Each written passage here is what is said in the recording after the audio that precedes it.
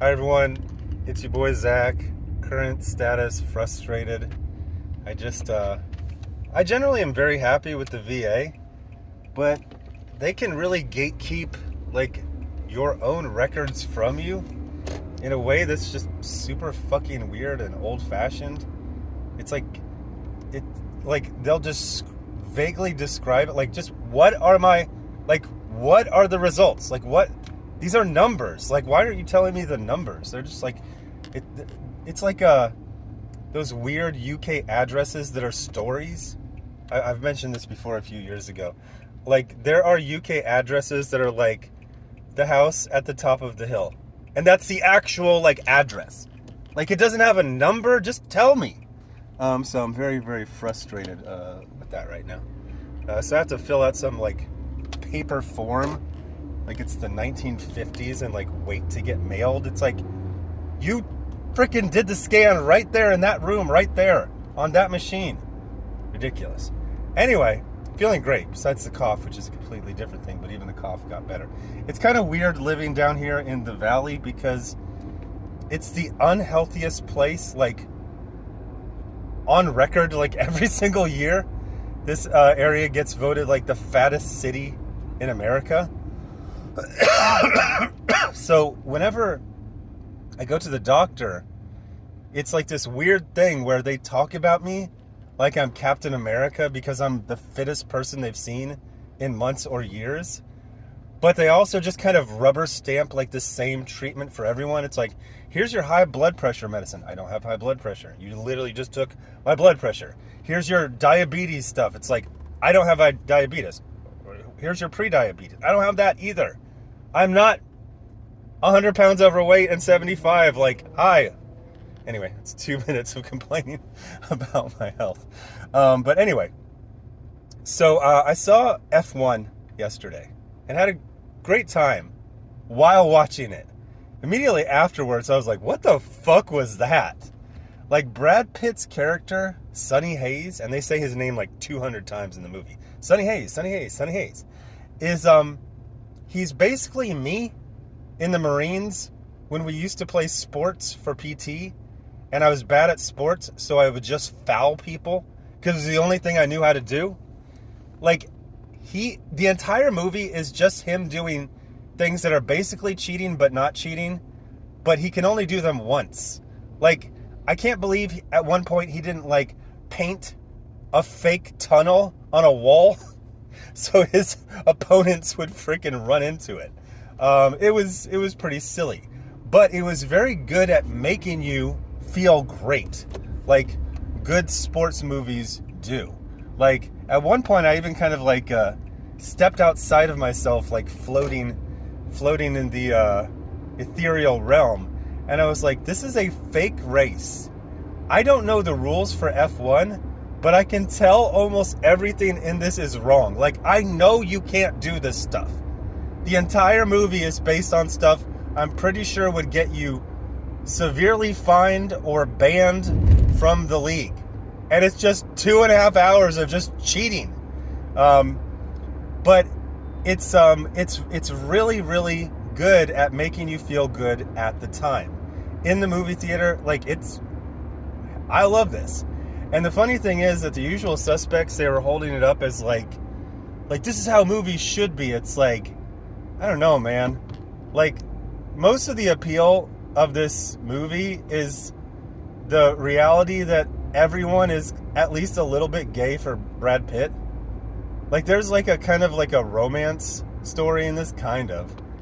And it's weird. It's like half of the movie is just a close-up of, it was advertised, it's like amazing race footage. I don't know. Was it that amazing? I mean, Top Gun was amazing, aerial footage. This is just driving around a track. And like I said, like half of the movie is just close-ups of Brad Pitt's very handsome face. And that's the appeal of it. The appeal is that everyone's at least a little bit gay for Brad Pitt. There's a point where it's like there's a romance scene and like nobody was really happy about it. They're like, why is he kissing her? He should be kissing me. Like, and then it just goes back to another close-up of his face. It's a very, very, very silly movie that's great at making you feel excited about a fake race that is breaking all of the rules of F1. And I'm pretty sure those weren't even F1 vehicles. I read that the F1 vehicles are super expensive to maintain, like jet fighters. And you can't shoot, for 6 months paying that much money for all the cars. So I think they did the F2, which is like a cheaper, easier to maintain version of it. But anyway, I saw this right after I saw a cartoon tombstone for the MCU. Yes, apparently it died the day that Fantastic Four came out, because that's how mature we are in 2025.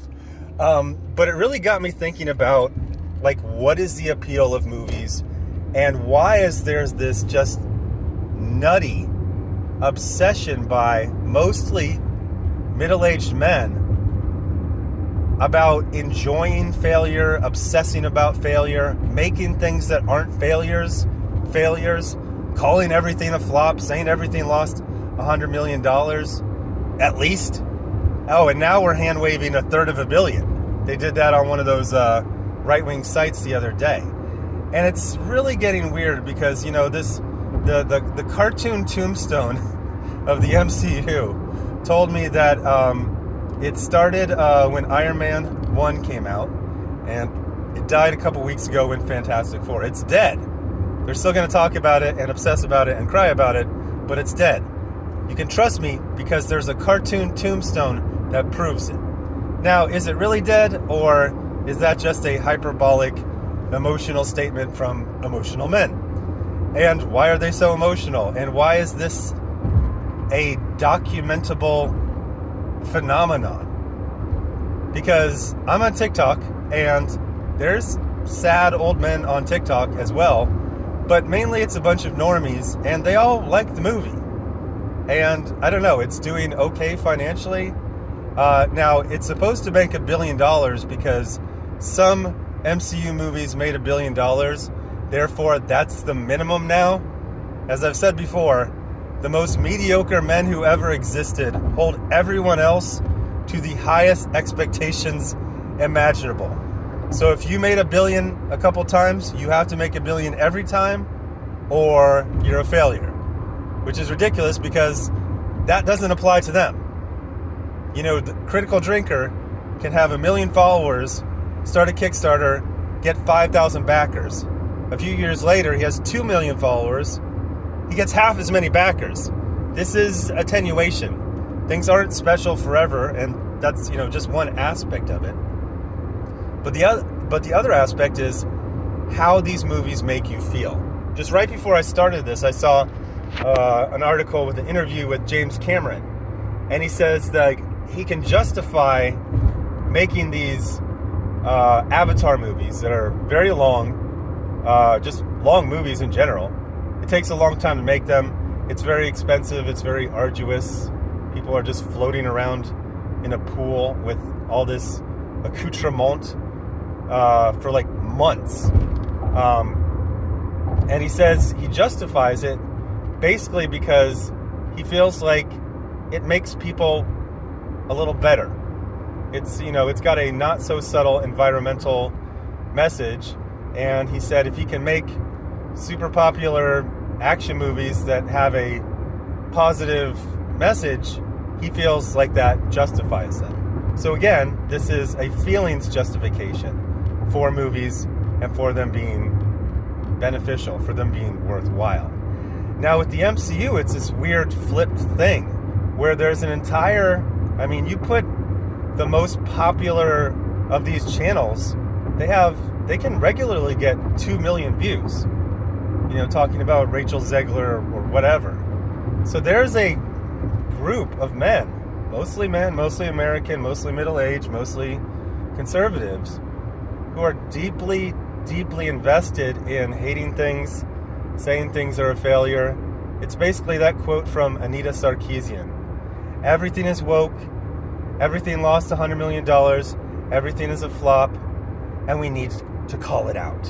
And it's just not true. Like, first of all, flop is not like we broke even in 2 months and then we get to make money off of this forever in a dozen different ways. That's not a flop. You can say underperform. Again, that's pretty subjective. And again, these are movies that, if this movie would have come out in 1990, you would have felt, as a comic book fan, that you died and went to heaven. And now there's this entire, not a generation, but like a subculture within a generation that just wakes up every day. I mean, I hear some of them talk about it. They talk like they were in a war, like they have trauma from it. You know, I know Doctor Strange 2 wasn't that great, but you're not psychically scarred from it. It was just a movie that wasn't very good. And the weirdest one is holding up $1 billion as like, this is what proves a good movie. And it's like, Captain Marvel and Aquaman made $1 billion. There was a moment in time where, like, yeah, a bunch of comic book movies made $1 billion. And most of them weren't that good. I mean, Aquaman and Captain Marvel, that's basically the same movie, just completely soulless corporate product. And both of them made $1 billion. Which is funny because the Batman from 2022, it made like $800 million. And then they've been saying it's a flop, but now it's a success. It's strange. But again, a lot of this has to do with feelings, because if you think about the MCU, you remember the day when you had to explain to your normie friends that Iron Man was not a robot, and there was in fact a man inside of that suit. Every normie I knew thought that Tony Stark, well, number one, Tony Stark was Mexican because he had that little pencil mustache, and they thought he built a robot. That's a good story right there, but it's like, no. He made a robot that's just slightly larger than him that he fits inside of for no real reason. That was even a whole subplot in Iron Man 2. It's like, why are you putting people inside of these things? You can just fly them remotely. And the reason was that, you know, the people, the taxpayers, they want to know that there's a person inside of there. I don't know if that's so true. But the MCU, these same sad middle-aged men were not quite middle-aged when the MCU started. And the MCU brought a lot of benefit to them. Especially if you were like the comic book geek in the family or in the friend group. All of a sudden, you were getting all of this attention. All of a sudden, you were having conversations with women about who is Psylocke and explaining the difference between Psylocke and Quanon. It was kind of like being a little celebrity within your friend group or family. And nobody's doing that anymore. Nobody's going to you asking who Metamorpho is. They're just movies. You see them or you don't. You like them or you don't. But they don't make you feel the way they used to feel. Because when they made $1 billion, it made you feel like a winner. Like you did something. Like you supported a football team and they won the Super Bowl. And now, it doesn't make you feel good. It doesn't make you feel like you accomplished something. They're just movies. They do pretty good. They're still in the, top 10, but they're not making $1 billion. And if they don't make $1 billion, that doesn't make you feel like a winner. That doesn't make you feel like you accomplished something. And that makes you sad. And it makes you lash out. And what can I say? It's a very large world. There's a lot of things to do. Liking comics and Aquaman making $1 billion, those aren't really accomplishments for you. Yes, and nobody's asking who... God, I don't even know the characters. What are the characters' names in Aquaman? I'm sure there was a point in 2018, 2019 where one of these guys had, a coworker, or a cousin, a neighbor. Oh, what's the deal with Arthur Curry? It's like, oh, this is my time to shine. And those days are over. Now you're just a guy who's crying about strawberry shortcake, and it's not funny, it's not fun. And we're kind of stuck with y'all just making everything lame and making everything like a weird contest. Also, if you notice, they use the word win and winning. Like, what did you win? A very shitty comic book sold a lot in crowdfunding. What did you win? You're not even going to read it. It made you feel like a winner because you and 2,000 other depressed middle-aged men bought a comic you didn't even like because you think that it makes Heather Antos sad? What is that, man? You still got time. You got time. It's not over. You don't have to just quit and just be, I don't like things. There's a cartoon tombstone. Look at it. It's got a date on it. By the way, I had to go check something. I would have bet my entire life that Incredible Hulk came out before Iron Man. But it didn't. It came out like a month later. I don't know why I transposed those two. Maybe I was confusing it with the Eric Bana Hulk. But yeah, movies are designed to make you feel some sort of way. Brad Pitt's Sonny Hayes is basically Bugs Bunny. He just does whatever the hell he wants, and then he laughs when people cry about it, and he still wins, even though he was just constantly cheating the entire movie. And he's twice as old as he should be, but he's got that face, man. Somebody was describing the difference between Tom Cruise and Brad Pitt, and they said Tom Cruise looks like a very fit, very handsome 60-year-old man, which is what he is. Brad Pitt looks like he's 40. I don't know. He actually looked better. I think he got the fillers, the fillers in the face, but he didn't go too crazy with them. The right amount of fillers, the right amount of Botox can really help. But yeah, so I mean, F1 was designed to make you feel a way, and it was successful. It was, hey, Brad Pitt is handsome, and I'm not gay, and he won the race. I think. How do you lose like every race of the whole season, but you win the last race and then you win everything? I'm starting to think F1 is not realistic, but it had a goal. Make a lot of money by making people feel good about a fake race around a track. I guess it was a fake race around a real track. And the MCU had a lot of goals. But one thing it ended up being really good at for a short amount of time is making people that had been comics fans forever feel like they were winners. They had done something.